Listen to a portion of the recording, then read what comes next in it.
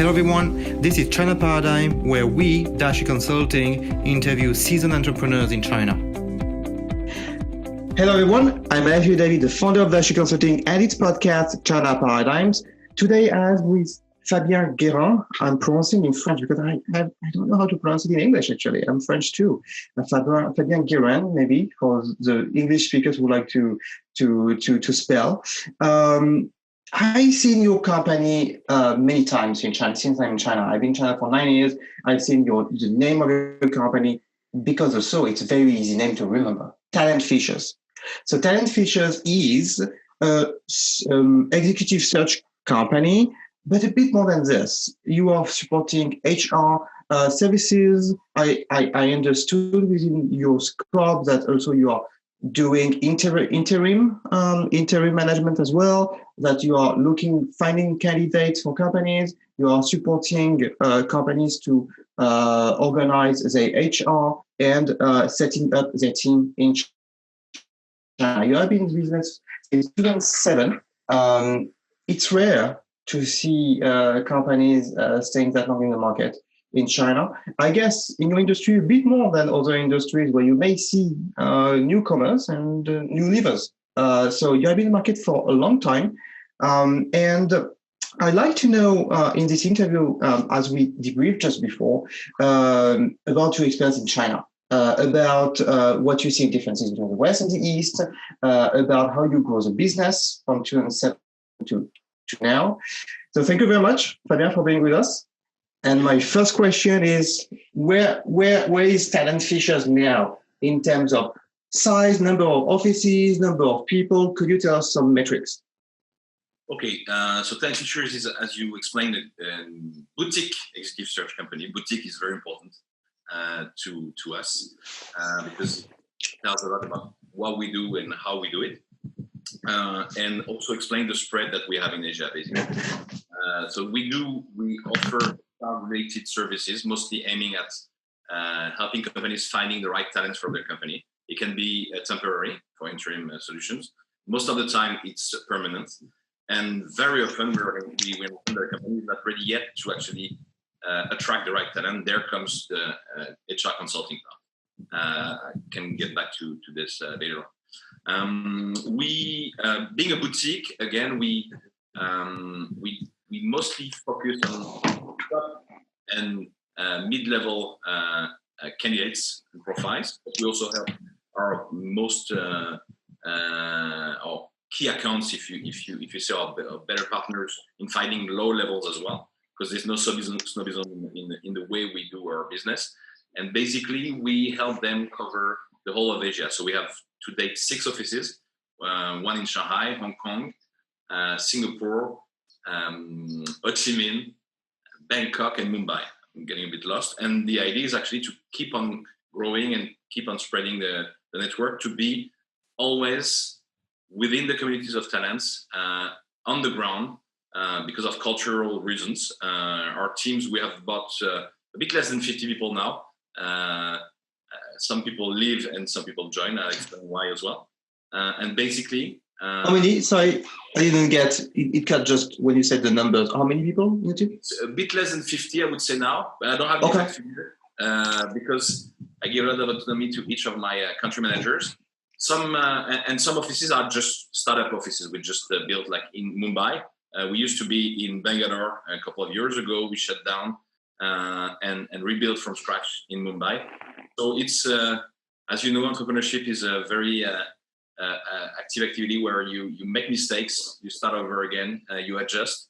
But basically, the idea and the aim is to have about 10 offices in the next, so another 4 offices next 2 years, to have a real footprint on the whole of Asia. We are lacking a bit of expertise in Northeast, in Japan and Korea. That's one of the direction we're going. And we do more and more business in Indonesia and Malaysia from Singapore. So we want to have offices in these 2 locations as well. Okay, understood. about opening offices, you talked about the different offices. Then we will go back to on China because we're talking about China paradigm and how China as a new paradigm can impact companies in the world, whatever the size. But first, let's talk about the new offices as you mentioned. How do you open a new office? Because you need to. Do you send someone? Is it someone you identified? Is it actually by opportunity, by chance? Is it through a plan and then you execute the plan? How have you been able to open so many offices? So I'm asking these questions because I think for many companies, it's very costly. It's very random and very costly. So how have you been managing it? Okay. So the first rule for me is to make sure it's not costly. First of all, I need to confirm with my clients and on the ground that there is a market for us and that we'll be able to basically have enough business to have a sustainable business and to deliver the quality of service that we deliver in other countries. To answer your question, I can tell you how you should not open an office, because I did open a couple of offices at the beginning in the wrong way. When we decided to expand from China to other countries, that was on the demand of clients. The first offices we opened were in India and in Vietnam, because clients were very satisfied with the way we were helping them in China and they asked for help in other countries.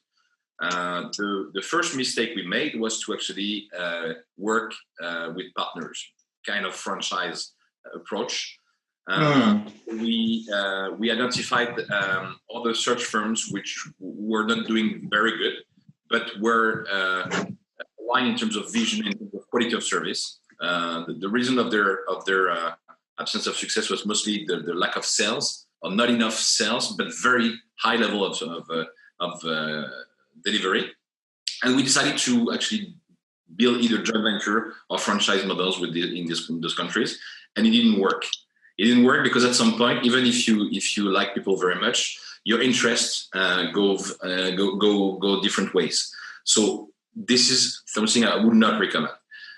The successful offices that we have, and all our offices are doing very well and are very profitable with very happy people working there. And those who are not happy, we actually ask them to leave and we onboard new people more aligned with the culture of the organization. For each of those offices, actually, I personally go and spend time on the market. I have the privilege or the luck of having great country managers who run each of the offices. So I'm virtually based in Shanghai because that's where I've been for the past 16 years. But basically, I don't belong to any office. I run the organization. And when I want to open a new office, I just go there and confirm the trends and the data and the figures that we've been working on, the market research we've been working on in a couple of weeks before.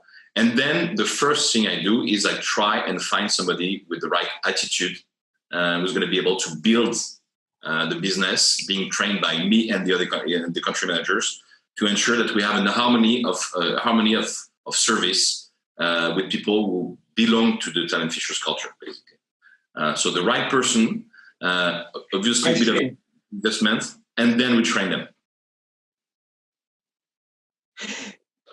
Actually, it's a case study. It's a case study for your own business. First, do you know local people, or do you send people from your main office from Shanghai? Secondly, how do you interact with them at distance? You say they're great country managers, but do you know they're great before they join you, or do you know they're great when you work with them? What are the parameters you have in mind for a country manager? Local, non-local, already experienced with you in your main office? What are the parameters you look at to make sure the culture of Talent Fishers is kept in the new office? Okay, so that's again, I'm not hiring people for skills, but really for personality and the attitude for this role specifically. And now the good thing is I have 7 actually, because I also have a South Asia managing director to monitor the harmony of the activity in this region. But basically, I have a good idea of who the right Talent Fisher is now. At the beginning, it was a bit more difficult because I had to do the work of defining precisely what is our vision, why we do this job, how we want to do it and what are the results we expect. And based on this, could define, and that's our job. So we could define the right profiles in terms of attitude to actually be able to onboard on this culture and deliver the message.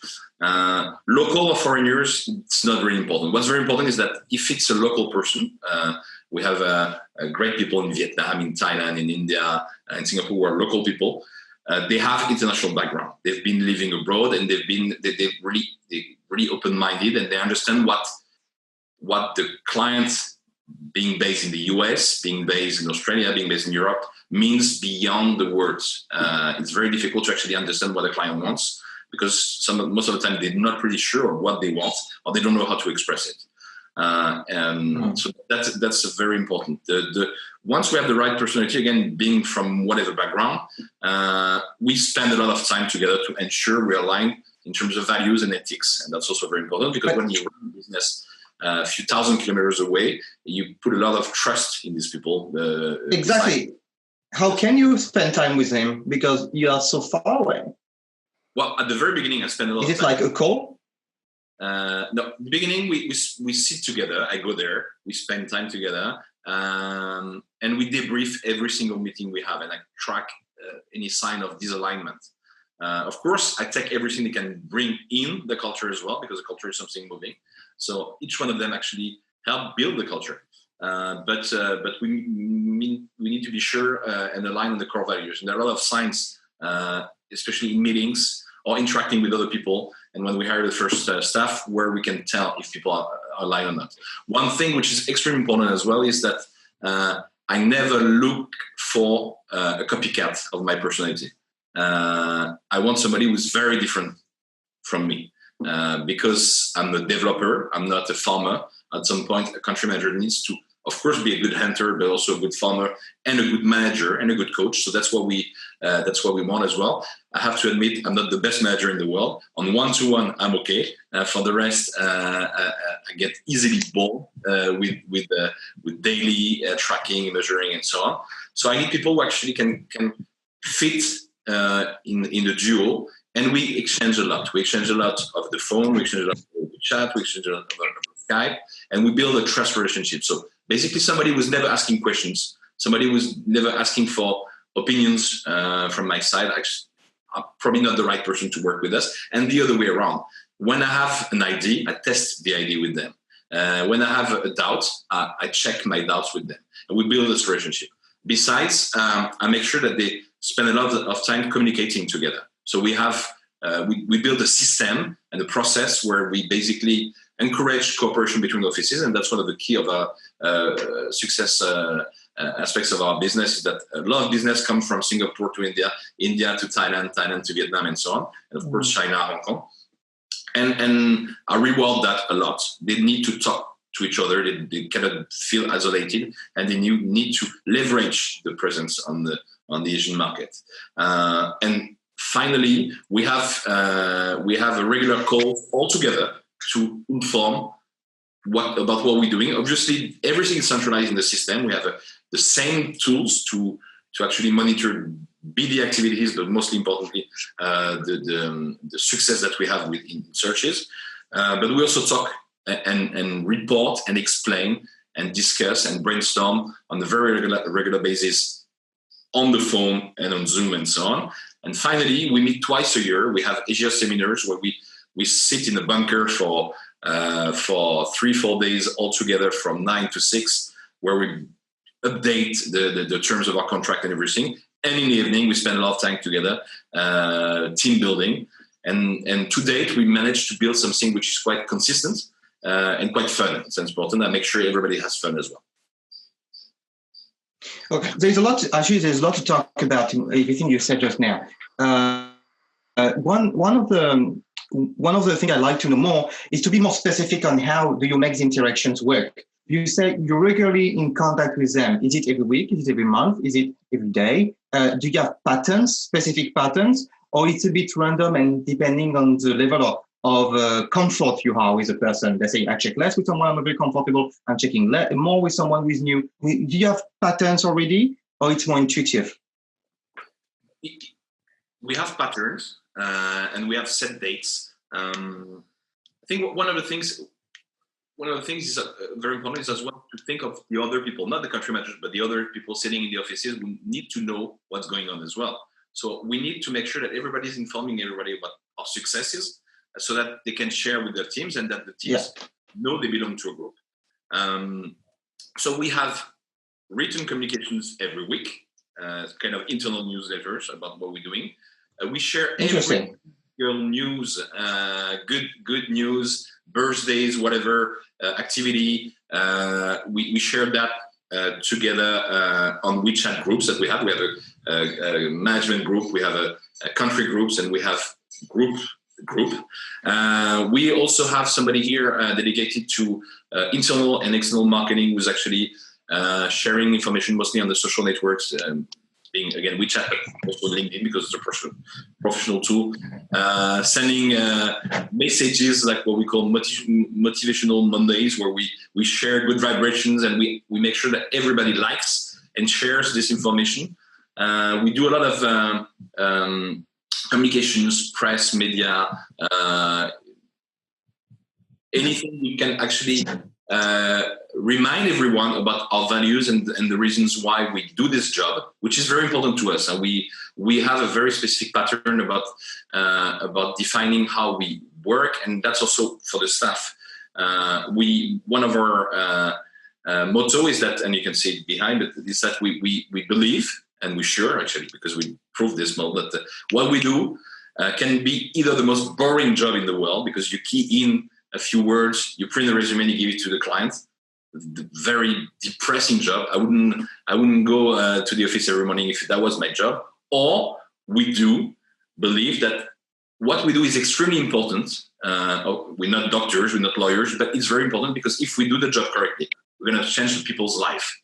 Somebody who's bored and not unhappy, doesn't like what he does, and then when 10 Fishers finds the right opportunity for this person, and this person actually goes in an environment where he's going to be extremely motivated, can develop his skills, can work in a positive environment, he will have an impact on everything, on his life, on his family, on his friends, and at the end of the day, on the company, because somebody who's happy and delivering help improve the quality of what we do. So we work a lot on making sure that everybody is aligned on that. Why do we do this job? And that means that it goes to how we do it, which is very different from the usual, talent factories. We focus a lot on the consulting.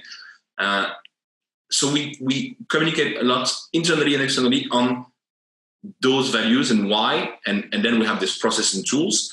And when we sense that somebody is lacking a bit of motivation, so then we go, and that's the instinct part, and we go and spend time together, either physically or over the phone, and we send others to actually discuss with them to ensure there's not a big issue, and to remotivate them.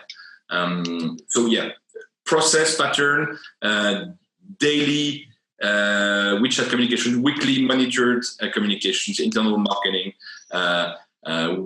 monthly team meetings online, and at least twice a year all together, face-to-face, working and having fun together. I see. Interesting to see that WeChat, it's so used in companies as well, with groups and so on, mixing actually with a personal WeChat, I believe, which is certainly a big topic to talk about. You said that you have an internal marketing, and you said you have values. Would you like to mention the values? Because you talked about the mission, which is changing lives. Would you mind talking more about the values within your company and your way of leveraging them within the internal marketing, or what you include in internal marketing? Maybe it's more than values. Okay. Well, basically, again, as explained, if we believe that what we do has an impact, again, we don't take ourselves too seriously. We're not surgeons, but we cannot take our job lightly. It's very important. Clients pay us for that. Candidates spend a lot of time with us for that. So we need to make sure that we aim at positively changing people's life by finding the right job, and changing companies by finding the right people, helping them grow or achieve whatever ambitions they have. So basically, to do that, once you understand that, again, there comes the passion, because you have the motivation, the passion, but there comes also the sense of responsibility. You cannot do it lightly. If you want to do it properly, then you need to make sure that you care, and that's one of the values. And you need to demonstrate to your clients that you care by listening actively, by demonstrating that you understand what the need is, what profiles they should look for. And very often part of the consulting is actually to help clients understand that what they think they need is not what they need or who they need. Then open different options. We hate the headhunting. You mentioned the name 10 Fishers. That's the origin of the company. We basically, I get the name and I thought, oh, that's a good name. So the name deserves a company. And then we had to work through the process as well. Of course, there was an idea and a vision altogether. But basically, we hate to go and find the direct competitor and the sales manager in the direct competition. We do it sometimes because that's what clients want, and we are in the service business. But what we love is when the client says, and we had this case again last week, when the client calls me and says, Fabien, I'm looking for someone. I cannot give you a title. I'm not exactly sure what the title is. And the scope of the job is not exactly clear. This is what this person should do. And then we build the job together. That's amazing. And we brainstorm, advise, share experiences, obviously confidentially, but share experiences that we have in other, and when we help define the need. Okay, so caring, active listening, brainstorming, sharing experiences, being extremely transparent. A lot of clients actually don't know very well their company, and that's normal. And what the market says about the company and what we call their HR brand. If you have a bad reputation for whatever reason, you need to know. So one of our values is actually to be extremely transparent and to tell the client, this is what the market says. Based on this situation, it's going to be difficult to find the person you want. So how do we address that? How do we solve this issue so that we can actually find the right people to get back on fit and actually grow the business where you want? So the values are, again, tailor-made solution. Each company is different. Each situation is different. Each job is different. Being caring, being very reliable on the timing of the information and the process and the deliveries that we committed to provide. Again, the transparency, the ethics. We don't poach people from our clients, as a lot of search organizations do. We never lie. We leave the resumes the way we receive them. If there is a typo in the resume, that's the responsibility of the candidate. We don't coach the candidate as well. We explain them what the job is about, listen to them, and then we make sure that if we present the candidate, we believe he's a good candidate anyway. There's not such a thing as a perfect candidate, but we present only good candidates who are going to be able to stay on the long term. So all of this, based on these values, again, it's all about caring, transparency, ethics, tailor-made. That's how we communicate, and that's what we remind our candidates, our clients, and our staff on a daily basis. And we build a process based on that to make sure that we are basically we sustain to the commitment. So we communicate on a weekly basis every Wednesday before 6 p.m. Or if it's not before 6 p.m., we don't leave the office, about everything we've been doing in the week for the search, everything which went well, the difficulties we faced, the ideas we had. So it's really a partnership where we communicate and ask questions and remind the clients about what they were supposed to do.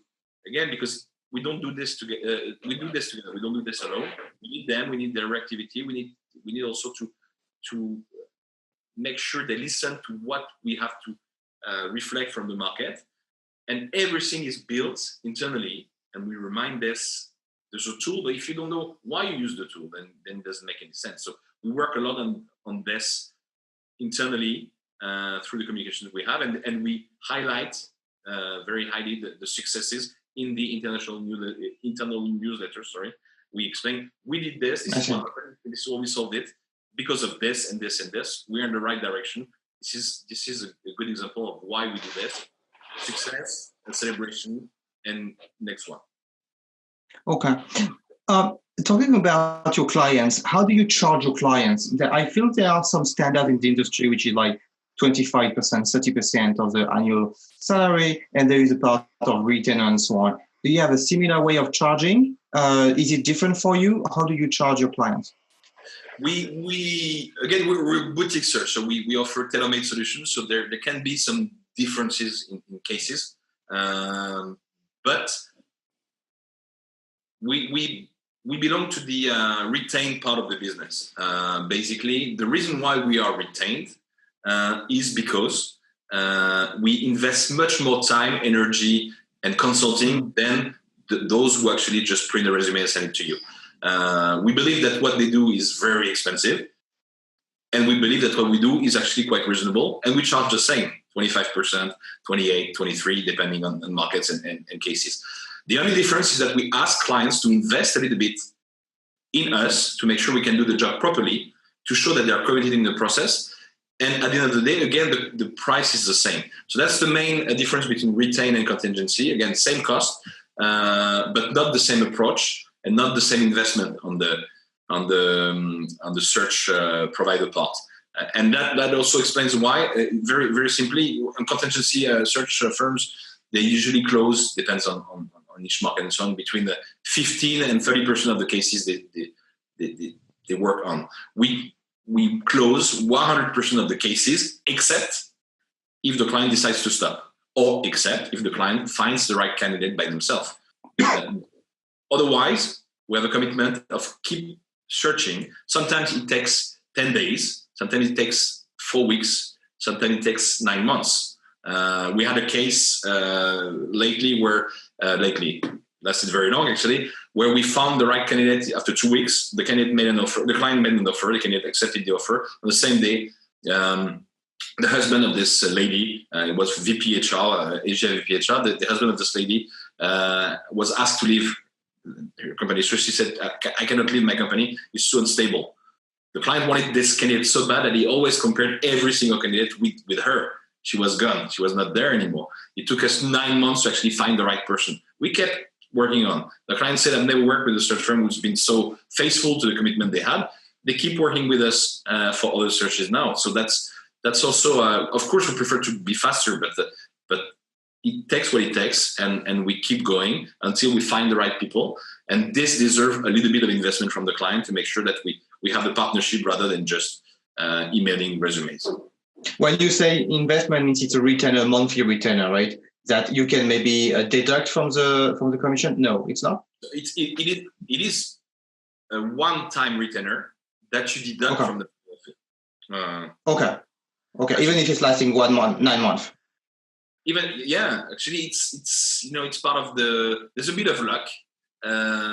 There's a bit of redefining the search. Again, most of the time it doesn't take 9 months. It takes a very reasonable time. Not too fast. If it's too fast, you don't have to make all the quality and safety check to ensure that you actually have the right person and there's no hidden issue.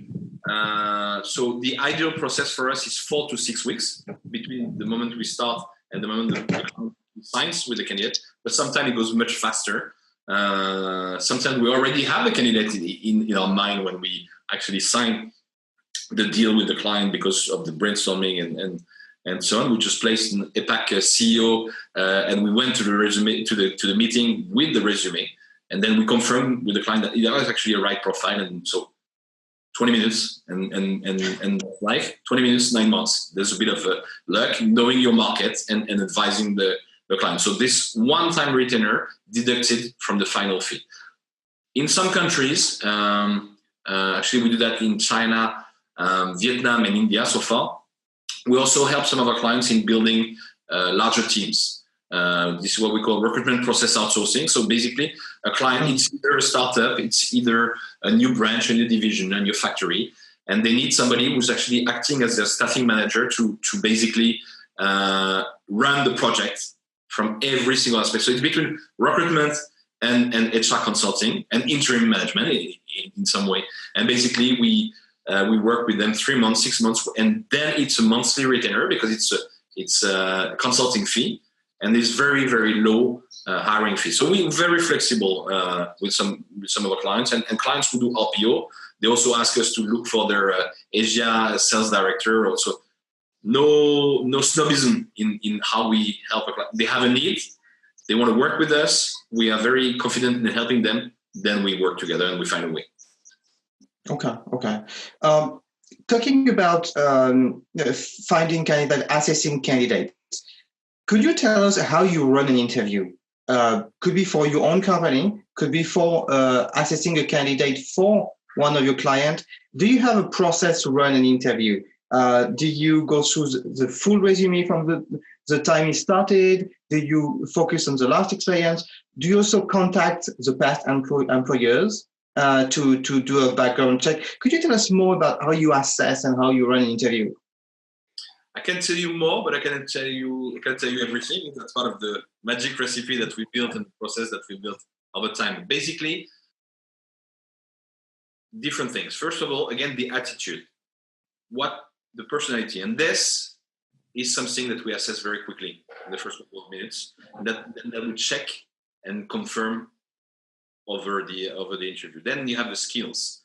And the skills go through, you have to run through methodologies to actually ensure that the candidate is not pretending being able or having experiences. So basically, there are a lot of techniques and we could share literature. I'm not very good at remembering the names of the authors and the books, but methodologies, basically, one of the methodologies, the best methodology is actually to ensure that the candidate is consistent in talking about an experience. You know the skills that you want to assess, and you turn around an experience, questioning about how it went, who did what, the result, the failures, the process, and so on, to actually, based on one specific experience, identify a couple of skills that you want to really assess.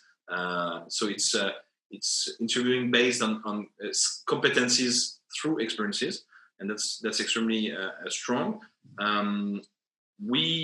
For us, I never take a decision by myself. I always have at least two of my teammates, country managers, to interview the candidates as well. And again, the most important for me is the attitude. For the client, it's a bit different, but we also advise to have at least two interviews. Does it mean that you have two people interviewing one person? It's not 1-to-1, it's 2-1, it's 2-to-1? It can be 2-to-1 or 1-to-1, but anyway, I want to have at least 2 to 3 interviews. 2 views, okay.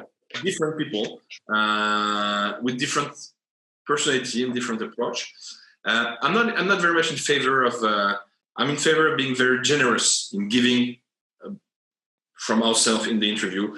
I believe that being nice and being honest and being yourself as an interviewer and as a candidate is actually the best way to actually show you who you are. At the end of the day, you're gonna hire the person for who he or she is, not for what she pretends or he pretends to be. So be yourself, be relaxed. That's the main advice I give to the candidates. What should I do? What should I prepare? Be yourself. Be yourself. Tell the truth and find out if it's the right job for you as well. But one thing as well, to be very honest, is that the nicer you are and the better climate, so the atmosphere you develop in the interview, and the more relaxed the people are, and the more they show their flows as well. So you have everything to gain in building a nice, relaxed relationship. And of course, you need to sell the job to them. One of the biggest issues that people make is that they actually talk a lot about the candidates, but they don't sell the company. Good candidates have a lot of options, a lot of opportunities. So why should this opportunity, your company and this job, be the right job for this person? And of course, again, the same advice applies. Be honest. Don't oversell the company, because if you're selling Wonderland and then the day the candidate comes, realize that it's actually all fake, this person is going to leave. So you wasted a lot of time, energy, and money through us. So that's what we try to do, to make sure that the quality of the relationship is there, the transparency is there, and that people choose each other, people, organization, for the right reasons. And then if you have all these ingredients, normally the candidate is going to stay for quite some time. That's our aim as well. We don't want to place somebody for 6 months. What is quite some time for you? I think it depends on countries, obviously, and that's cultures, and it's changing. I would in 2007, when I started Time Features, I would have said that 2 years was a good score for China. Now I would say that we're aiming at least for 3 to 4 years. Sorry, for this market, because people, again, the market evolved a lot. The candidates evolved, and that's good. Because China evolved basically, and candidates now, what they want is, of course, good pay. 2007, they wanted good pay, better pay, and that's normal because the pay was not very, very high. So you cannot judge people for wanting more money. Now they want more money, which is normal. They want a good job where they can have fun, when they can grow, and when the company they can be proud of, and the job they can be proud of, in a reasonable distance from home, in a healthy environment. Well, basically, they're normal people. Their French are the same, German are the same, US citizens are the same. They want a good job, healthy, well paid, and where they can grow. So that's why you need to build, and you need to build a good value proposition for your candidates as well. A lot of clients complain and say, well, nobody wants to work for me. And I say, of course, there's no shuttle bus. They have to drive 2 hours to get there. It stinks like hell when you arrive on the factory. The canteen is terrible. It's dirty. No, you have to work on you need to be a better employer to attract good employees. And that's a deal. That's a win-win proposition. You need to make sure that you respect the candidates if you want them to actually commit in helping grow your organization. I'd like to actually talk more about this. Before we do that, would you mind sharing a couple of questions you usually ask a candidate, either to start the interview or either to end the interview, or one question you always ask or something you always do with a candidate, checking past employers, anything you always do? Okay. It's not that I don't want to answer, but each interview is different. There's no each interview, and that's why it's fun as well. If I had a script, I would be bored to death, repeating the same question over and over again. So each interview is different. Of course, we prepare based on on each specific requirements from the client and everything we want to assess.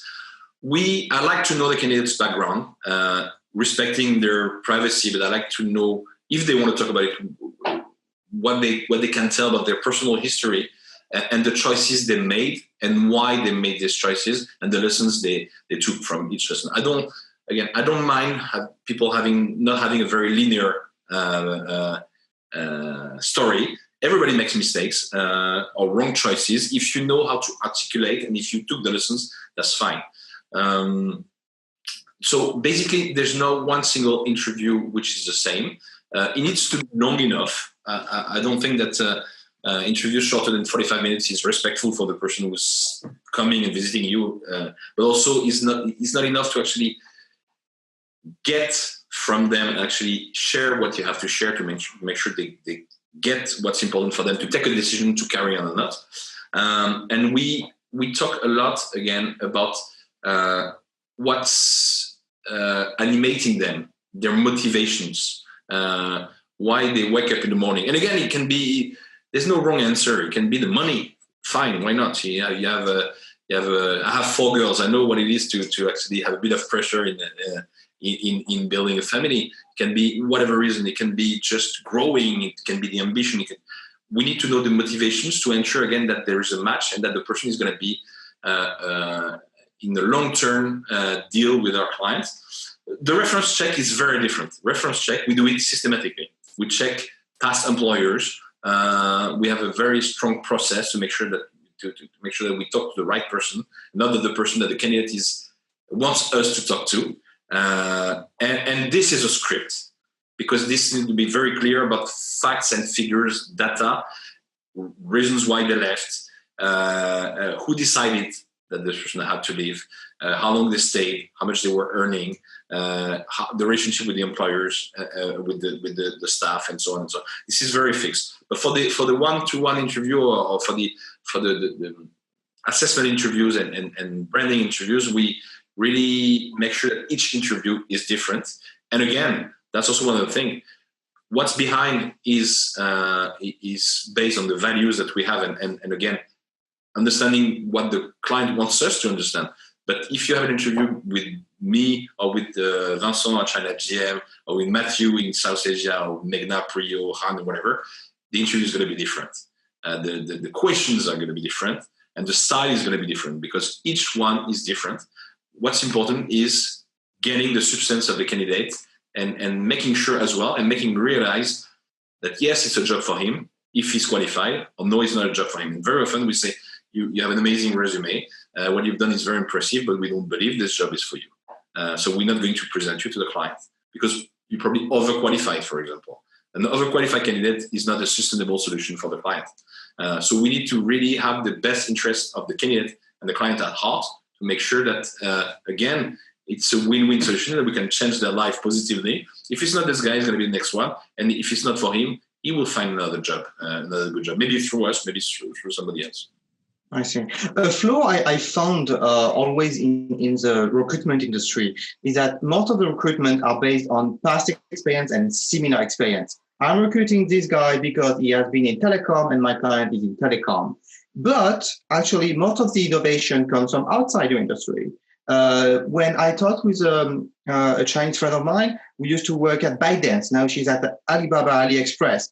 ByteDance is only a few years old. And she joined when she was a fresh graduate with very little experience, like 1 or 2 years actually of experience. They bet on her with a very different experience. I think she was working on green energy. How do you react to this? That most of HR director, most of people working on the corporate side, maybe less on the search, they actually screen based. Are you the same as me? Are you the same as our company? Did you do the same thing?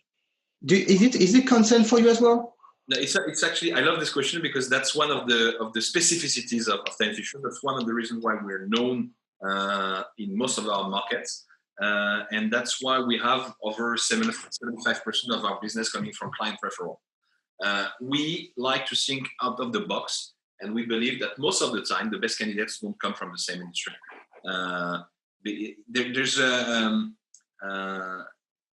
We hate having to find a copycat. Okay, so I'll give you an example. I cannot name the organization, obviously, but basically we've been hired by a world-leading luxury organization to hire their China head of e-commerce. Why did they ask us to find this person and not a company they've been traditionally working with? Because they heard that we are different and that we love to actually think out of the box and go and get people from other industries who can actually bring best practice in the role. So we've been there and we told them that. We said, if you want us to go and find somebody working within the e-commerce from direct competitors, we're not going to do that because it's not a good idea. Because to be honest, to a couple of exceptions, they're not very good. We're going to go to industries, to leading industries, where e-commerce became a disruptive challenge for the industry, and where you had to really adjust, adapt, localize the process to actually maintain the alignment with the core mission of the organization, but through another way. And that's when our business gets fun. And I'm going to give you one of the little secrets that we have here, and I hope the competitors are not listening too actively, but basically, for each search that we have, we gather the whole office in a room, again, a little bit like a bunker. We have the person who's got the search, who's going to lead the project with a pen and the board, and then this person has to explain the job. Then we shoot as many questions as possible to make sure that he covered the whole process. Once this is done, each one of us, for 15 minutes, sends as many crazy ideas as we can. You can go into this hospitality, luxury, beauty, cosmetics. What about health? What about cosmetic surgery? And what? We write everything down. Then we reflect. We say, this is a bad idea. It's a good idea to dig because of this and this and this. And then we go and talk to people. And we find people who can actually bring added value to our client, and who can actually integrate, or we're going to be the interest and the right values and the right attitude to actually join the luxury industry. So that's why it's difficult. That's why it's fun. That's why we love our job, because we talk to people from different backgrounds every day, and we have to use our brains and scratch our heads on a daily basis. That's why it's successful, because a lot of clients are usually a bit concerned, say, why do you send this guy? And we said, trust me and meet with him and you'll see. Of course, we have a little bit of briefing, but usually clients don't lead the briefing anyway. They don't read it. They just call and say why. They meet with this person and either they say, he's not the right guy, but I understand why you send this person. That's very interesting, very enlightening. Or, yes, amazing. Yes, I want this guy. Now, we need to make sure this guy wants to work with them. But again, this blitz briefing approach that we have is actually very powerful. And we love to move people from one industry to the other. That's also one of the reasons why we're not specialized in only one industry. I started my career in running a brand specialized in luxury, fashion, and beauty. Okay. But you always talk to the same people, and they don't want to think out of the box too much, because that's how it's done in the industry. It's changing now, obviously, but basically, our job is actually to have these people find jobs in other industries and the other way around, and that's why it's cool. That's why it's fun. That's why sometimes we find candidates in other countries. We're in India, we very often find the candidates in the Middle East or in Singapore. We also move people from one location to the other. Each search deserves a specific strategy, scratching our head, convincing the client, and then once we find the candidate, convincing the candidate that it's the right move for them. And very often we even ourselves surprised of the match. But that's why it's fun, and that's why we're proud of what we do. I take the advantage of you talking about e-commerce and technology to ask you, what technology do you use? My understanding is that LinkedIn has changed a lot in the industry of search and of HR. Glassdoor is also changing the reputation of companies. I know that some search companies are buying databases pretty much on Excel and CSV. I'm not sure actually if it's very compliant with privacy now, but I know those kind of things existing. What is your technology and what do you use in order to build up your resources? Okay, the main technology to actually find people is trust and guanxi. So it's not answering your question directly, but basically the quality of relationship we build with people within industries help these people refer candidates to us. We brief the candidate. We say, we have a job for you. Well, we have a job. It's not for you, but you might know somebody who's matching what we're looking for, because we believe that good candidates present good candidates. So that's the main. I see. But this being said, I'm going to answer about the technology. Technology is evolving a lot in our industry, and there are many ways of sourcing candidates depending on countries. In a couple of countries, our teams use Facebook. Obviously, in China, we don't do that, but we use LinkedIn a lot. For example, you mentioned LinkedIn. LinkedIn is very powerful to actually find the people you want to find. I believe that AI is going to help us in the near future in pre-qualifying people. So, do you have examples? Do you have already existing examples? I know some companies using it. Yeah, there's some companies using it, but some companies are using it. But and again, I'm not gonna name, but to give you an idea, we had a lot of fun not so long ago when a company specialized in this line of business, AI recruitment, asked us to find their BD director, which means that still, but I believe in their product and I believe in what they do. We should not mistake of what's the use of this technology. To us, honestly, and we were very transparent with our clients, finding the people is not difficult. In 2019, finding the people is not difficult. If you know how to use the Boolean search on any kind of search engine, you don't even need LinkedIn. You just need to know the grammar of the search engine, and you're going to find anyone. You're going to find their email address. You can probably find their phone number. We're very good at searching on the web. But the question is, what do you search for? And who do you search for? Before that, that's the difficult part. We have the databases. We have databases that we pay for to access people. We use the social networks. We have our own tools where we record every search. And that's most important when we say, remember when we looked for this company and we met this guy, it was not right for them. But if I remember correctly, he is very good for this organization. What's his name again? Then we go, and because everything is extremely well organized, we find in our own system all the candidates who apply, what they did, and so on, and the report and so on. But again, sourcing, LinkedIn is very useful, and also it's very annoying because there's so many candidates that you don't know where to start with. So again, first, who do I want to approach? What kind of profile? And what kind of background and what did they do and so on. Once you know that, then you build a query and you go and dig in LinkedIn, Facebook, whatever tool, internet, fair directories. We have tons of professional events and fair directories. There is the SIAL event this week in Shanghai. Mm-hmm. If I'm looking for people with a background in food and beverage industry, I would be a fool not to having the SIAL directory with me.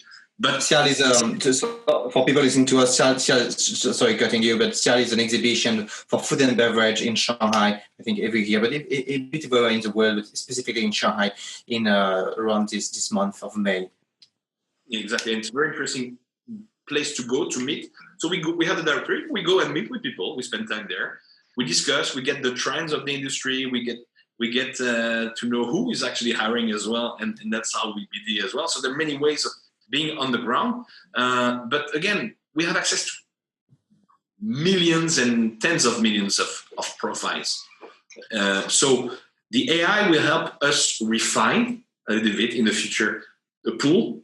At the end of the day, our real job is not to get 20 resumes, is to talk to these people and to make sure, again, they are the right people for this specific client, for this specific project, and that this project is actually the right project for this specific candidate. That's our real job. So we welcome technology as much as we can to make our sourcing life easier. But before that, strategy, and after that, evaluation. And that's the main part of the search job. So I believe a lot of companies, a lot of volume keyword search companies are going to die because at the end of the day, people can do it by themselves. What we do takes a bit more of a experience, strategy, process, and time. Again, it takes a lot of time to interview people and to interview enough to ensure you present the right one. So technology, yes, definitely, and it's going to be amazing. I believe as well that very soon I'm going to be able to interview candidates who are based in Dubai or in Sydney or whatever with the augmented reality or with VR. Like if we were, that would be a great improvement as well. But still, I have to talk to them. The tool is not going to tell me yes, this is the right candidate, or no, it's not. We talked about technology and processes or databases to source candidates. What about assessing candidates? You talk about AI, which is part of it is assessing. A couple of to be more specific. Some people have been using writing to analyze the writing of people. I'd like to have your opinion on it. Some people have used the tool, I don't know if you need, predictive index, meaning that you actually tell which word corresponds to you in terms of characters and what do you think other people think of you. And you click on the words which correspond best. And then they can edit a profile. In terms of assessing, what do you think about analyzing the writing, and what do you think about all software, specific softwares, if you have specific software in mind? Okay. I don't want to hurt anybody specialized in this kind of industries feeling. I believe it's good. I believe it's good at some point. Analytical writing, I remember having to find somebody able to analyze characters. I found that somebody was in Chengdu a couple of years ago because that's what the client wanted. What the client wants, we deliver. But we made sure that we made our opinion very clear about each candidate before. I believe that all these tools can help refine the definition of a profile. But to date, and I remember assisting to, because I'm very interested in these topics as well, and I attend a lot of events as well. I remember attending an event with somebody named Rand Hindi. I don't know if you heard of him, but it's extremely interesting because he devoted his life to AI and he's building kind of a Siri or Alexa, who's actually not stealing the information and organizing information. Would you mind spelling his name? His name is Rand, and then last name Hind, if my memory serves me right. Okay. Very interesting guy, very enlightened, and I believe, and I'm fully aligned with him in the fact that AI is extremely powerful to actually analyze patterns and define profiles. But what is never going to be able to, at least not with the means that we have now, is to work on the emotions. In the sense of what we need to define and analyze in our job. So yes, we can use it, and we offer the opportunity to our clients to use a couple of tools, Profiles XT, different assessment tools that we always offer on the side, and that we don't monitor because it would be cheating, because we actually put a bit of ourselves in explaining why the candidates are good. So that's just a very good way to check if what we say is confirmed by the test in directions. But at the end of the day, I believe that this will help refine the pool, but this will never help decide which one is the right one. Because again, there's something which is amazing, which very often impacts the relationship, is the fit, personal fit. I want to work with you. And I'm not really sure why, but I'm sure we're going to do a great team together. I trust you. We can build a confident relationship. And thanks to these elements, we can do a lot of things. So again, moving from 20 to 3, maybe, but the 3 last ones, only human interaction so far, will help decide exactly who's the right person for the right job, for the right company, for the right boss. And that's what I think. But so far, what you are saying, that technology is not dominant, is not here yet. You're still talking about the future. It's not yet here. There is some technology which is pretty okay, but not again perfect. So if it's not perfect, then you cannot let a machine decide for you if the technology is not perfect. It's not yet perfect, and it's not going to be perfect for quite some time because of the energy it would consume to actually even deliver the solution. We might get there one day. I don't think so, but we might get there one day. One thing for sure is that we need to embrace technology to make our life easier and to make everything which is not extremely the HPI, the high priority activities. We need to outsource this to technology. So sourcing, yes. Refining the pool, yes. Promoting your company through the web, yes. Choosing the right ones, no. Definitely not. Not yet, not for a couple of years, yes, for sure. I see. It's going soon to be 1 hour, but I still have 2 questions I really want to ask you. One question, I guess you are very used to. What is the difference between the West and the East in terms of recruitment, between China and the West? You have, I didn't talk about your past experience before 2007, but I saw in your bio, Sophia prepared actually, that you have worked in different countries, you have worked in different organizations from different countries as well. What feedback you have in between recruitment, difference of recruitment between China and the West?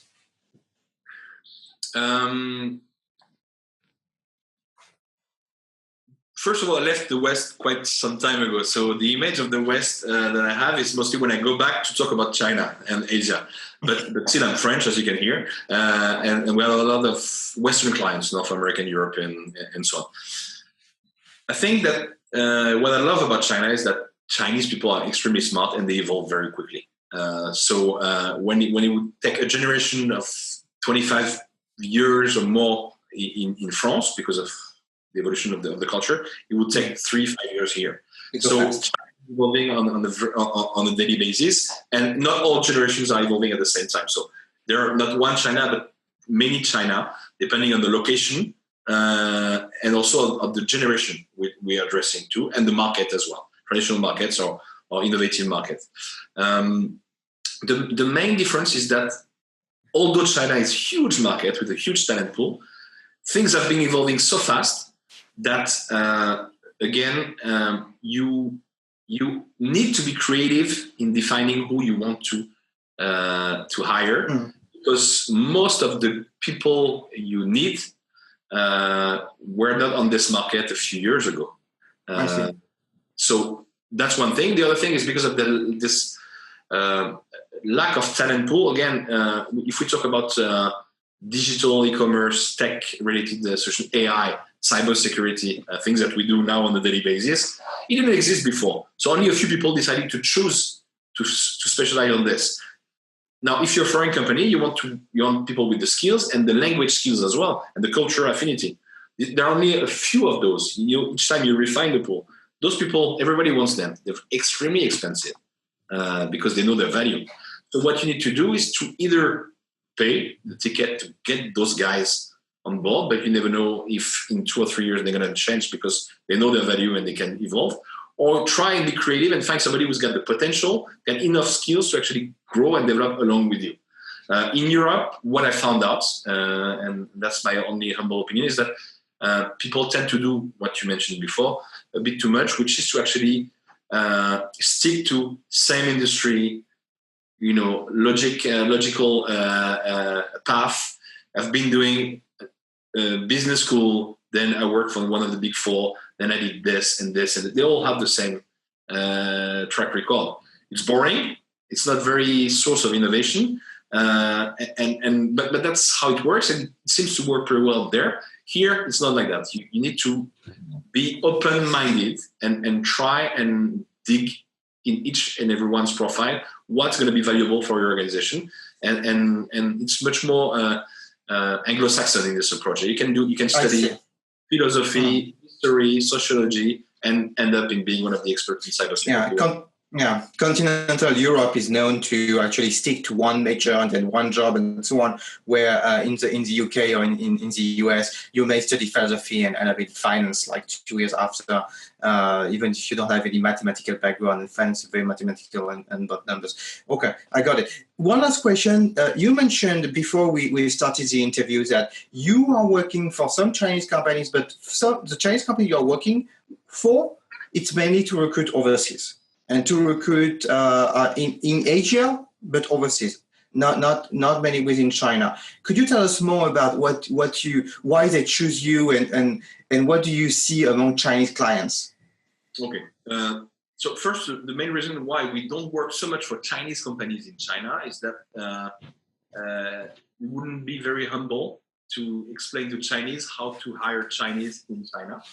But most of the clients we work with are in international environment background. So historically, we've been working with US, Canadian, French, German, Swiss companies entering the Chinese market. And we had to bridge the cultures. And our expertise was, again, the recruitment process, the ability to think over and over the search to find the right match, also to advise on what's so specific on the Chinese market, and to find the Chinese candidates who actually can work in foreign environments. Besides the language skills, a lot of people speak amazing English, but actually don't understand the culture. And because most of the foreign companies have their own culture, they need to localize it, but they cannot forget about it. So we need to find the people who can match that. So Chinese companies, Chinese market, Chinese candidate, we don't have a real added value. Now, if they want, and when they work with us in Vietnam or in Thailand or in India is the best example. India and China, it's the most fun and chaotic mix that you can have. You have to handle it very carefully, but then you need to, and we know the Chinese markets and we know the Chinese culture, so we need to help Indian base candidates, can be Chinese, can be Western, can be Indian, to understand how they can match with the culture and advise the client, the Chinese client, on what's so specific about the Indian culture that they have to take into consideration. You don't go in India and say, I don't care about the Indian culture. No, you have to deal with it. Otherwise, you're dead. So our job is also to make sure that we can mix. So we have Chinese consultants, obviously. We also have been living in China for many, many years. We know the Chinese culture. So we can help them reach the culture. Again, Chinese, as you know, invest a lot in the whole of Asia and the whole of the world. But there are patterns, again, in Vietnam, a lot of investment in Vietnam, Indonesia, in many countries. And we help them bridge. Also, they like to work with a company where there is an office here and there's an office there. One of the weaknesses and one thing I fear is not right with a lot of our competitors, that they do searches from Singapore. You're in Singapore and you deal with searches in Malaysia, in Vietnam, in Thailand. No, it's not the same reality, it's not the same market. How can you understand what these people live? So you need to have teams on the ground. So we bridge that. We have people who actually know the client. We have people who talk to each other on a daily basis who can advise the client on the other side of the search in the market. And that's what they like a lot. Again, being able to communicate on what they want to achieve and being advised on what has to be taken into consideration to find the right candidate. Well, actually, it will be one last question, but I'm really interested to have your view on it. If I am a candidate and I want to work for a Chinese company, actually, I talked with young graduates from business schools. They said, I want to work for a Chinese company. It was pretty new for me to hear that. And because tech companies are from China now, it's not only the US. What would you advise them to consider, to be aware of, to be careful of? It could be a fresh graduate, could be a C-level. Could be someone with a much higher position. What are you seeing in the market that they have to be aware of? I have in mind that some international profiles have been hired by Chinese companies like 5 or 6 years ago, where some Chinese companies were not mature enough to have them in their team, in the sense that they were asking for immediate results. First month, you sell. If you don't sell, it's not good enough. It's strategy. It's not something we want. We want sales. We want very effective results. I feel that's one of the danger I see for someone who wants to work for a Chinese company. What's your feedback? First of all, I think it can be a very good idea. And it gives you a very strong competitive advantage to other people in the market, because if you work successfully or long enough in a Chinese organization, you're going to know China much better than others. One of the things, if your next job is to know China and how Chinese organize, then that's a very good idea. You need to be ready and organized, and you need to know what they expect from you, as you mentioned. You need to really put the pressure in the interview for as much transparency as possible to know what they want.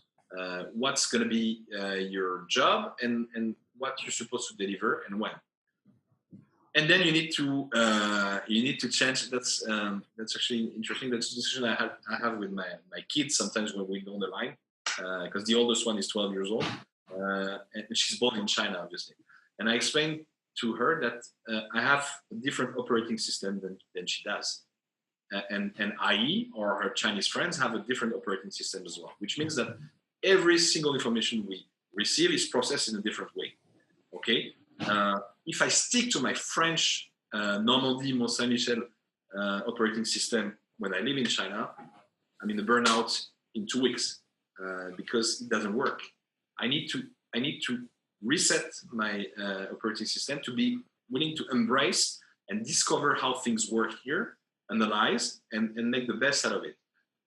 And that's what you take away from this China-based experience. But of course, it's not easy. So you need to be stress resistant and you need to be extremely open-minded. Now, I think it's easier when you graduate than we're on the C-level, and when they usually have very specific, strict expectations from you. And usually there is a misalignment, because what you want to on the C level, what you want to adopt, they're not ready to take. Not because they're not good. Chinese prove that every day they're extremely good. They can be very innovative and that they can redesign other ways of doing business. It's just that the processor is not the same and the operating system is not the same. So you need to actually, again, be ready to discover ways of doing things that you wouldn't even imagine. Interact with people in very different ways. And if you want to do that and spend 2-3 years, and part of the best candidates I've ever seen were those who actually spent 3 years working in a factory in Xiamen or Shaoxing or Shenyang or whatever. Now, most of them actually don't last very long. So you need to be ready. It's tough. And one thing as well, which is extremely important, is that if you want to work back in foreign companies, don't embrace the whole China system, but keep a bit of connection. Otherwise, you're gonna work with Chinese organizations forever, which is a good thing. But if it's not what you want, if at some point you want to go back to the West, make sure that you keep balance in your private life and the social activities with Western people as well. Thank you very much. It's more than 1 hour. Hope it was not too long for you, not making you late within the day. Thank you very much for all your sharing. Congratulations for everything you achieved. Actually, I just realized that it's a cycle. Like you passed the 12 years of a company. So you did all the annual signs of Chinese signs. Thank you very much. Congratulations, and hope you enjoyed it. Thank everyone for listening, and see you soon. Thank you.